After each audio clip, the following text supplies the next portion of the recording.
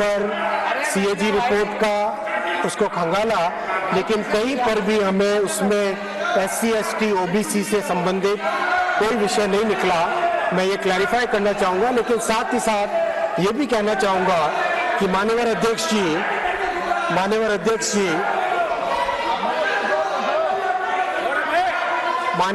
जी पिछले 10 वर्षों में अगर रिक्रूटमेंट की बात करें अध्यक्ष जी, 2004 से 14 का यूपीए का कार्यकाल मात्र 4,11,000 रिक्रूटमेंट इन्होंने किया था रेलवे में। और माननीय अध्यक्ष जी 2014 से 2024 में एनडीए के 10 वर्षों में 5,02,000 रिक्रूटमेंट हुआ। माननीय अध्यक्ष जी, रिक्रूटमेंट करने का आप चैलेंज देखिए, इस पूरे काम का चैलेंज अगर आप देखेंगे माननीय अध्यक्ष जी,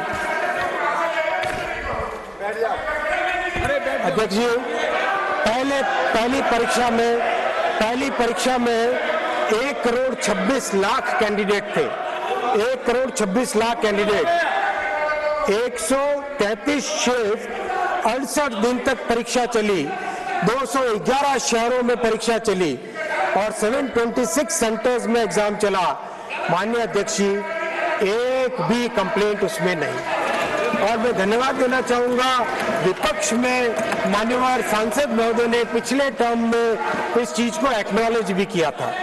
दूसरी परीक्षा 1,10,00,000 कैंडिडेट थे, 99 shifts, 33 days, 191 cities, 551 centres, 15 language में एग्जाम हुआ। माननीय अध्यक्ष जी, नॉट अ सिंगल कंप्लेंट नहीं था। माननीय अध्यक्ष जी, इन दोनों परीक्षाओं के बाद 1,30,000 लोगों को रोजगार दिया गया है और जैसे ये साइकिल कंप्लीट हुई तुरंत हमने नई साइकिल चालू की। और माननीय अध्यक्ष जी, वर्षों से जो डिमांड थी कि एक एनुअल कैलेंडर रखा जाए रेलवे के लिए, तो जनवरी के महीने में 2024 के जनवरी के महीने में एनुअल कैलेंडर रेलवे के रिक्रूटमेंट का घोषित हुआ। हमारे नौजवानों के लिए जो रेलवे में भर्ती होने के लिए इतनी मेहनत करते हैं, उनके लिए साल में 4 बार वैकेंसी निकलती है। अब जनवरी के महीने में, अप्रैल के महीने में, जुलाई के क्वार्टर में और अक्टूबर के क्वार्टर में। और इस एनुअल कैलेंडर के कारण आज की तारीख में 40,565 वैकेंसीज एडवर्टाइज्ड है।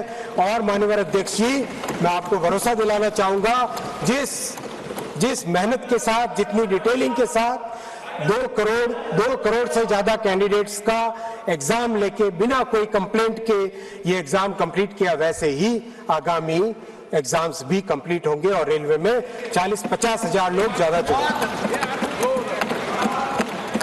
माननीय अध्यक्ष जी, किसी ने कल मजाक भी बनाई थी कि रेलवे के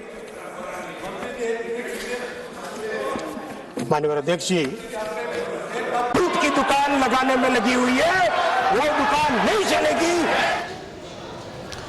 वहीं जाति वाली सियासत को लेकर लगातार सत्ता पक्ष और विपक्ष एक दूसरे के आमने सामने। वहीं इस वक्त अनुराग ठाकुर इस पर क्या कुछ कह रहे हैं, सुनवाते हैं आपको। लेकिन एक नेता ने यहां खड़े होकर जिस तरह से पहले कटाक्ष किया कमल पर, न जाने कमल से उनको क्या विरोध है, लेकिन कमल के लिए, कमल का अगर शब्द का प्रयोग राजीव नाम के लिए भी किया जाता है, कमल के फूल को अगर राजीव कहेंगे तो वो भी है, लेकिन कहीं ना कहीं कमल को बुरा दिखाने का प्रयास किया गया। अरे भाई, ये बात सही है कि हमारा चुनाव चिन्ह कमल का फूल है और जनता ने तीसरी बार लगातार हमें सत्ता में बिठाने का काम किया है। को समानता का अधिकार न देने के बहाने बनाते थे।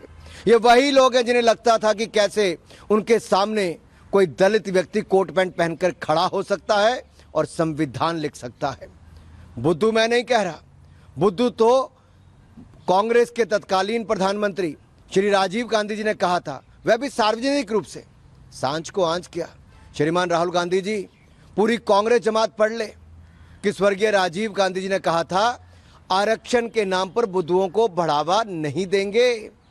और नव भारत टाइम्स का ये लखनऊ एडिशन का 3 मार्च 1985 और बाईलाइन थी आलोक मेहता की। इस इंटरव्यू का शीर्षक था आरक्षण के नाम पर बुद्धुओं को बढ़ावा नहीं। और मैं कुछ लाइनें आपके लिए पढ़ देता हूं, जो प्रारंभिक इसका पैराग्राफ है।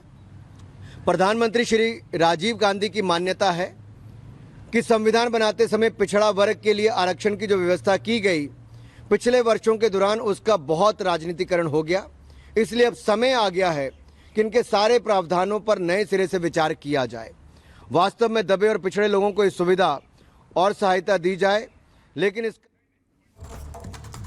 तो देखिए, उत्तर प्रदेश में इस बार भी कांवड़ यात्रा पर जो कांवड़ियां निकले हैं उनके ऊपर पुष्प वर्षा की गई, जिससे हर कोई खुश नजर आया। पूरी खबर इस रिपोर्ट में देखिए। उत्तर प्रदेश के मेरठ में इस सावन में पहली बार कांवड़ियों पर फूल बरसाए गए। मेरठ में डीएम दीपक मीणा और एसएसपी डॉक्टर विपिन ताडा ने हेलीकॉप्टर से कांवड़ियों पर पुष्प वर्षा की, जिससे कांवड़ियों के चेहरे खिल उठे और सभी खुश नजर आए। फूलों के साथ पुलिस लाइन से हेलीकॉप्टर ने उड़ान भरी और फिर बाबा ओगरनाथ मंदिर, पल्लवपुरम, बागपत फ्लाईओवर, सिवाया टोल, दौराला, सकौती सहित पूरे NH 58 मार्ग पर हवाई सर्वेक्षण और पुष्प वर्षा की गई।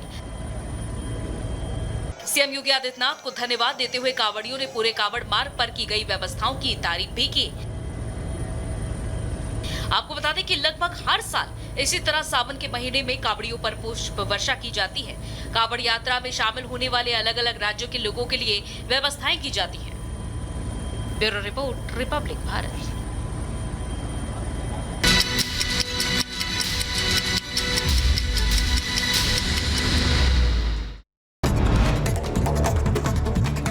मालेवाल केस में सुप्रीम कोर्ट ने पुलिस को जारी किया नोटिस। 7 अगस्त को होगी मामले की सुनवाई। सुप्रीम कोर्ट ने केजरीवाल के पीए विभव कुमार को लगाई फटकार और कहा, महिला से बदसलूकी पर नहीं आई शर्म। सीएम के आवास में क्या कर रहे थे विभव? क्या आवास गुंडों को रखने के लिए है? अयोध्या कांड में आरोपी की तस्वीर आई सामने। समाजवादी पार्टी सांसद अवधेश प्रसाद के साथ मोहित खान एक फोटो में आए नजर। गैंगरेप के आरोप में गिरफ्तार हुआ है सपा नेता। अयोध्या में नाबालिग के साथ हुए दुष्कर्म को लेकर संतों में नाराजगी। घटना को लेकर सपा पर साधा निशाना और कहा, पीडीए की बात करते हैं मगर पीडीए सिर्फ छलावा। राजधानी लखनऊ में बारिश के दौरान हुड़दंग का वीडियो आया सामने। हुड़दंग मचाने वालों पर पुलिस ने बरसाए डंडे। लखनऊ में बारिश के दौरान सड़क पर हुड़दंग का मामला। शासन के आदेश पर पुलिस कमिश्नर की बड़ी कार्रवाई। कई अधिकारियों को सस्पेंड किया गया। लखनऊ के गोमती नगर में बारिश के पानी के दौरान छेड़खानी का मामला भी आया सामने। पुलिस ने 4 आरोपियों को किया गिरफ्तार। आरक्षण पर सुप्रीम कोर्ट का फैसला। SC/ST की चुनिंदा जातियों में सब कैटेगरी संभव। 7 जजों की बेंच का बहुमत से फैसला। मथुरा श्री कृष्ण जन्मभूमि मामले में आज आएगा अहम फैसला। इलाहाबाद हाईकोर्ट सुनाएगा फैसला। मामले में 18 में से 15 याचिकाओं पर इलाहाबाद हाईकोर्ट सुनाएगा फैसला। शिमला के रामपुर में बादल फटने से भारी तबाही। 50 से ज्यादा लोग लापता हुए। हाइड्रो प्रोजेक्ट को भी नुकसान पहुंचा। सैलाब आने की वजह से सड़कें बही।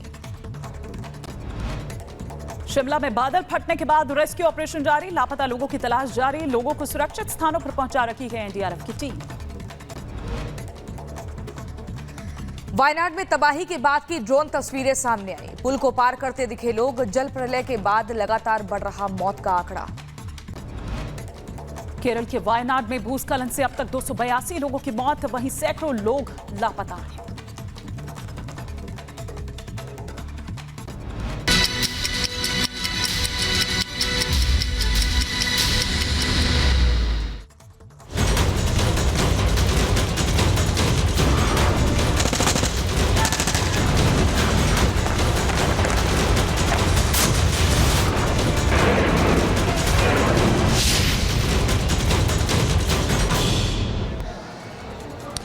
वही हमास चीफ इस्माइल हानिया की मौत के बाद और ज्यादा तनाव मिडिल ईस्ट में बढ़ता हुआ नजर आ रहा है, क्योंकि एक तरफ ईरान ने इजरायल के खिलाफ खुले तौर पर मोर्चा खोलने का ऐलान कर दिया है।